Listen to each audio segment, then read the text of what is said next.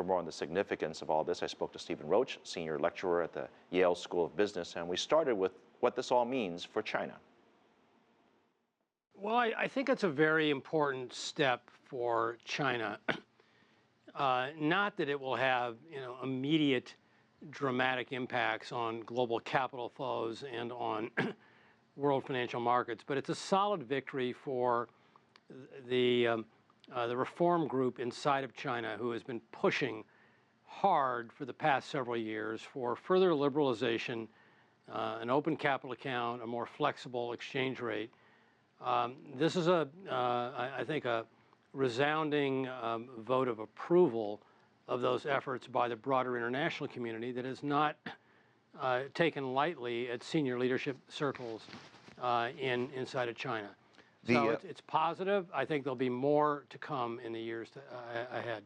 We have been trying to figure out on our show what this means for the average citizen, and I know that we've got a lot of acronyms here, and I think it's fantastic for what government officials have wanted to do from a top level. But what about on the ground level? The economy there's still a lot of question marks. Companies need financing, especially SMEs, small, medium-sized businesses. There's credit questions. How does this help them?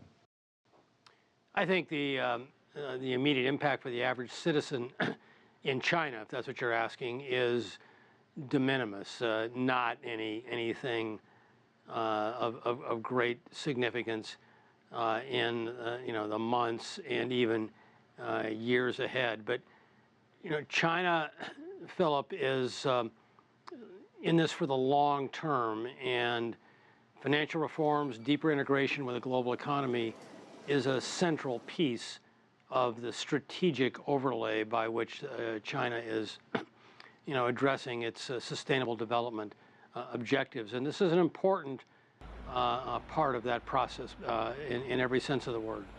We around the world, we often debate the strength or weakness of the Chinese yuan, and I think naturally most people would say, well, you're being added to the reserve basket. Naturally, there should be more strength in the yuan rather than weakness. Is that the right line of thinking?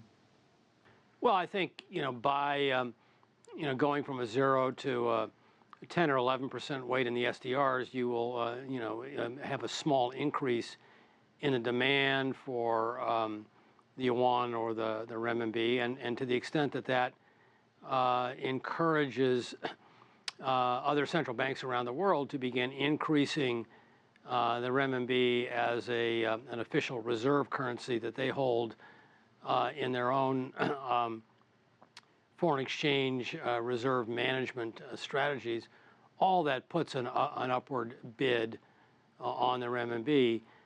The offset of that is capital flight out of China, which has been sizable over the past year and a half, and to the extent that there will be further moves to open the Chinese capital account, that could certainly be an offset, and we'll just have to wait and see how that plays out. So China has issued a lot of debt through these companies, a lot of them US dollar denominated debts. A lot of those companies are having a little bit of a tough time. And I know they're trying to loosen up liquidity so that they can either refinance those debts when they come due. And now with this inclusion of renminbi, doesn't that allow more options available if you wanted to buy renminbi denominated debt, and thereby it helps some of these companies, maybe not immediately, but at least over the next year, that they could refinance or issue new debt to essentially keep their companies running as smoothly as possible. Am I thinking the right thing? Yeah, I think you've got the direction right. This further increases the internationalization of the renminbi and renminbi-denominated debt that has been issued by companies and government units alike. And so the optionality for broader financing and refinancing is given a bit of an assist by this this move, but I don't want to overplay that. This doesn't suddenly take the pressure off of overly indebted state-owned enterprises, for example, in their debt servicing obligations, which are still very considerable for the foreseeable future.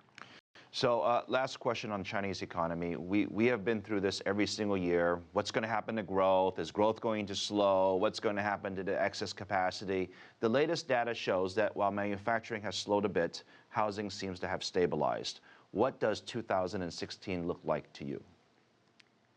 I just continue, and I'm sounding like a broken record on this, Philip, that the headline growth is less important than the composition of growth. And as long as the Chinese economy continues to shift away from manufacturing-led investment and exports toward services-led internal private consumption, then the slow growth answer to the 2016-2017 outlook is not disturbing to me. If, however, there's backtracking on this rebalancing, these transformational reforms, and services and consumption start to fade, then the slowdown becomes a more serious problem than I am currently envisioning. I don't see that now, but it's something I continue to watch very carefully.